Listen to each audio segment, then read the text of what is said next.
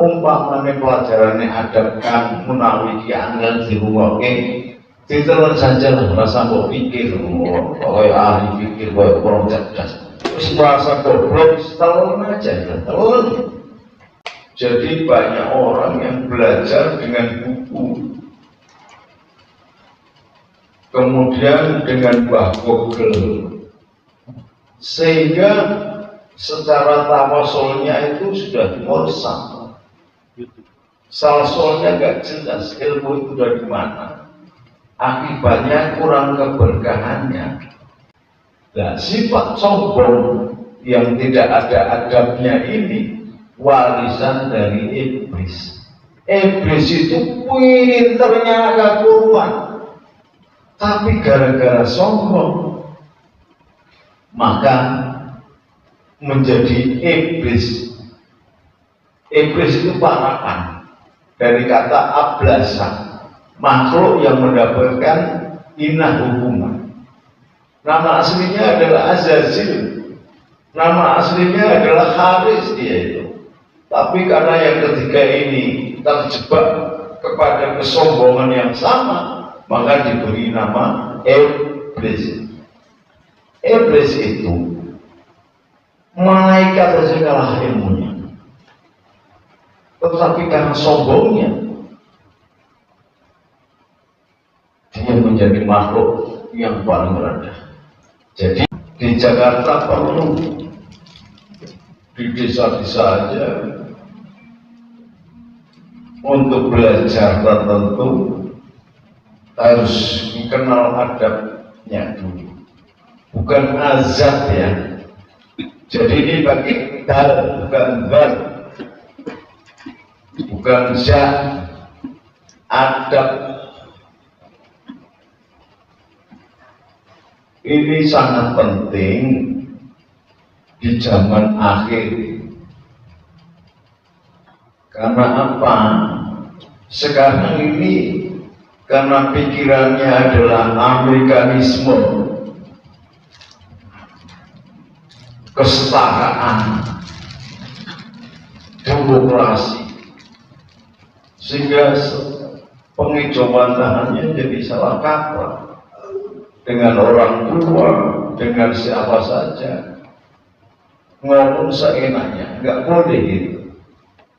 Harus dibedakan ngomong pada siapa ini, kepada orang yang usianya sudah kakak, harusnya lebih santun.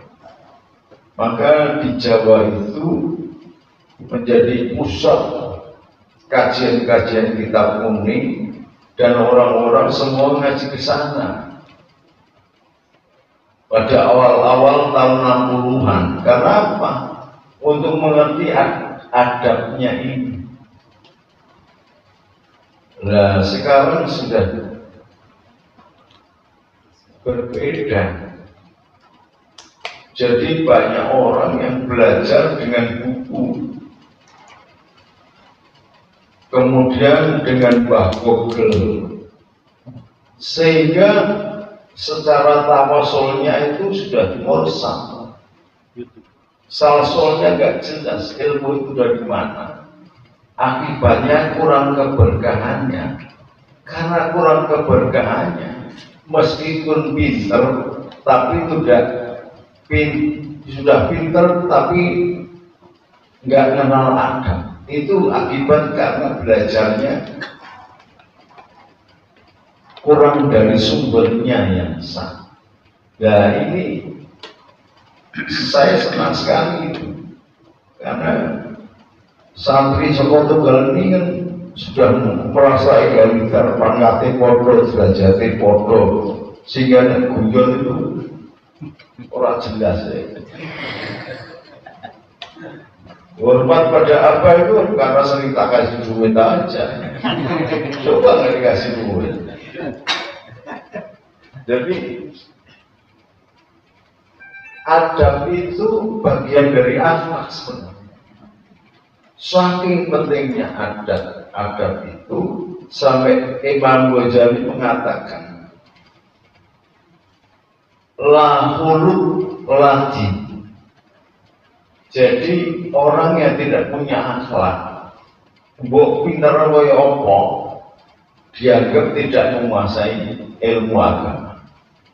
Jadi ini agak beda kalau Kiai Munawi ilmu dulu apa dahulu, kalau saya tetap ada dulu. Karena ketika belajar pada orang, kita nggak kenal adab, kita bisa sampai naik tanya gurunya sambil ngeplak gitu. Ini artinya apa? Ngeplak, sirai gitu kan kacau. Adab dulu. Maka dari kecil ibu kita mengajarkan ilmu yang paling pertama. Begitu dikasih yun tangan kanan, nggak kayak Ramli gitu, apa tangan kiri. Karena memang ideal. Dan kalau dikasih terima kasih itu dari awal ya. Belum ada ilmu, belum ada pelajaran ilmu, mempelajari tentang keilmuan. Ada demikian pentingnya sampai sekarang ini bangsa Indonesia itu sudah kehilangan adat.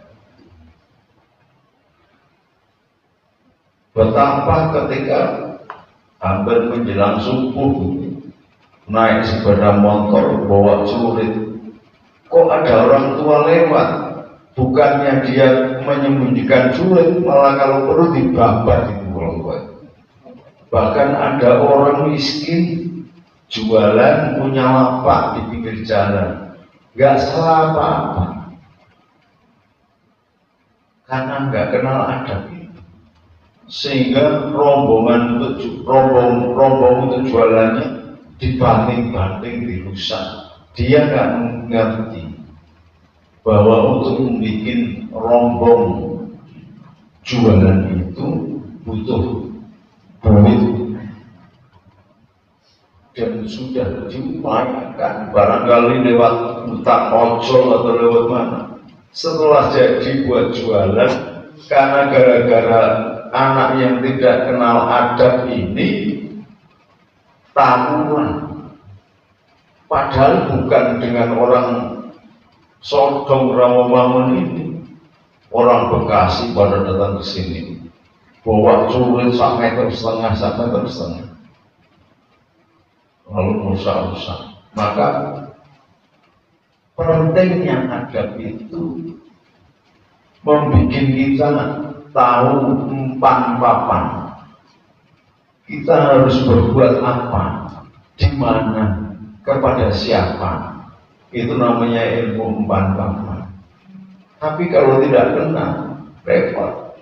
Maka saya minta, meskipun kamu Nawi ini lebih muda dari sampai semua, tapi tolong mendatang, kalau membahas adab, coba kita praktekkan. Jadi jangan adab ini hanya jadi ilmu teori, tapi bagaimana mempraktekkan. Kalau teori itu Anda akan lulus ilmu adabnya, tapi akhirnya hanya akan jadi biru. Nah, salah satu contoh, saya nggak bisa dijadikan contoh karena saya duduk di sini. Salah satu contohnya itu Mas Dagang. Ngadepi kiai sedang mempelajari adab, jika kayak gitu, itu kayak preman kecil. Harusnya silo, kakinya nggak boleh gitu.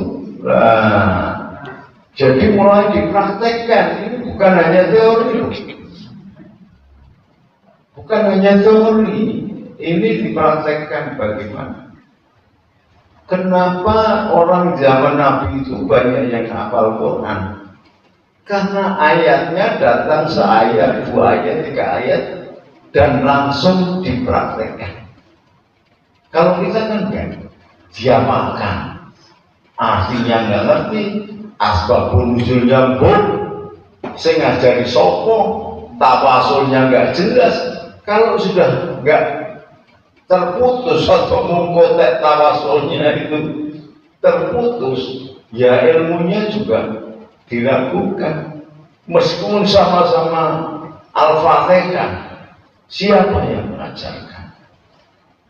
Karena suatu saat itu seorang sahabat Nabi yang bernama Abu Hurairah.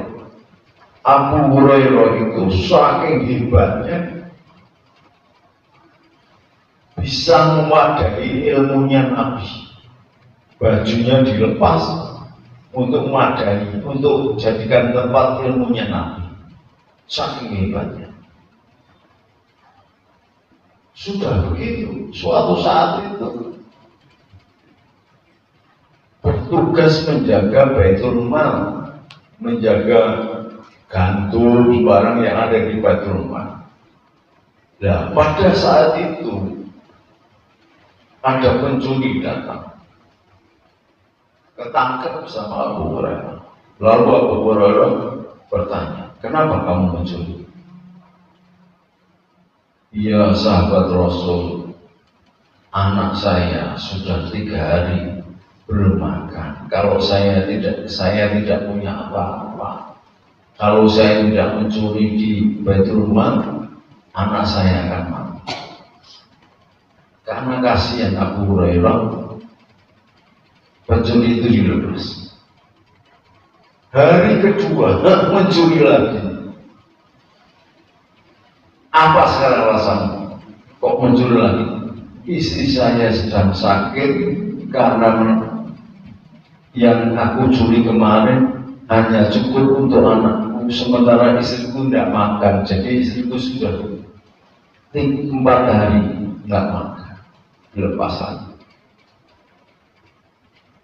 Malamnya mencuri lagi dan ditahan. Aku sungguh salah besar, sama sekali tidak menjaga amanah. Tetapi sesungguhnya kelakuanku ini diakibatkan karena anakku yang nomor 2 nggak makan juga dan hampir mati. Maka kalau kau mau menghukum aku, tak bawa pulangnya makanan ini, lalu hukumlah. Tetapi kalau engkau sabar menghadapi kelakuanku, maka aku pernah diberi ijazah, dan ijazah ini hebat sama sekali, menjelaskan tentang betapa kekuasaan Allah, penjagaan Allah, dan merawat ini bahasa merawat makhluknya tidak diwakilkan. Bahkan dia tidak tidur dan dia tidak pernah mengeluh karena kasih kepada makhluk yang bernama manusia, sehingga diangkatlah derajatnya dari makhluk-makhluk yang lain. Wal qadkaruna ala bani Adam. Kalau engkau melepaskan aku, tak kasih ijazah ini. Boleh. Lalu dikasih ijazah ayat kursi. Allahu bareng-bareng. Allahu la ilaha illa huwa la ta'khudhuhu sinatun lahu ma fis samawati wa ma man alladhi yasma'u indahu wa ma khalfahum wala yuhituna bisyai'in min ilm illa bima syaa wasi'a kursiyyuhu samawati wal ardi mithluhuma wa huwa Rasulullah. Kemudian setelah sholat subuh menegur Abu Hurairah, ya Abu Hurairah, kamu ketemu dengan seorang pencuri kan? Iya, kok tahu ya Rasul? Ya tahu. Mencuri 3 kali kan? Iya ya Rasul. Dan kamu diberi ijazah ayat kursi kan? Iya ya Rasul. Bagaimana nih kamu? Kalau begini nih, padahal saya nggak kenal siapa dia. Ijazahnya, ayat kursinya itu benar. Tapi yang memberi ijazah kamu itu iblis. Nah, coba ya. Makanya bertolak belakang ini dengan film Indonesia. Kalau film Indonesia ada mayit, ada pedon, ada genderuwo, ada jin, ada apa? Wala yang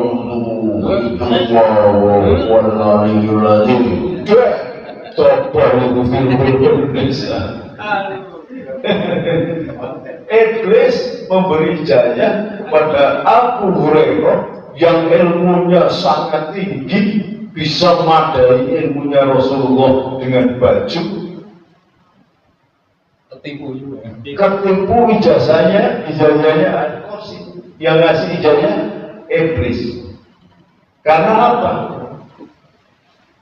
Karena dia merasa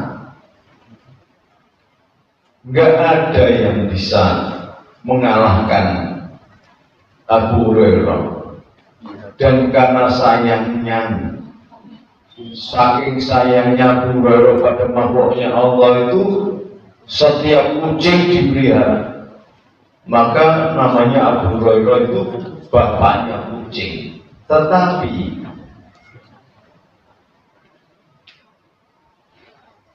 kamu tuh ibu makanan aja loh.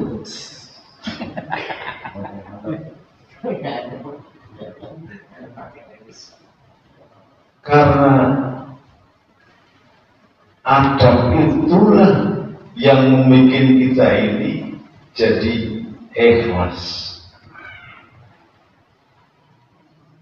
Nah, adab saking ikhlasnya, kadang-kadang malah berusuk diijazahi iblis.